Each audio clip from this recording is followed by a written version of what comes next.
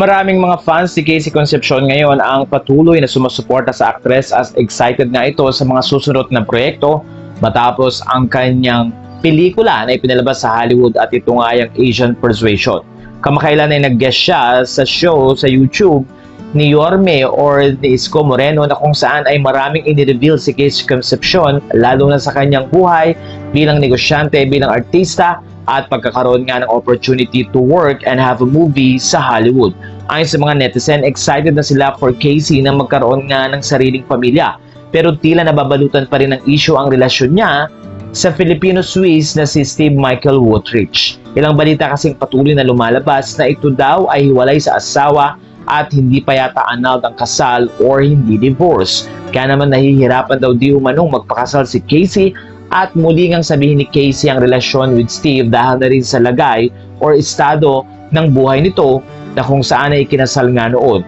Ilang mga netizen ang umaasa na eventually nga ay magiging maayos ang relationship ni Casey dahil nagkaroon na rin ng issue sa magulang ni Casey na si Sharon Cuneta at pati na rin ni Kiko Pangilinan na kung saan ay tila hindi nga nila gusto ang nasabing relasyon na ito ni Casey. Pero sa kabila nito ay nagbigay lang naman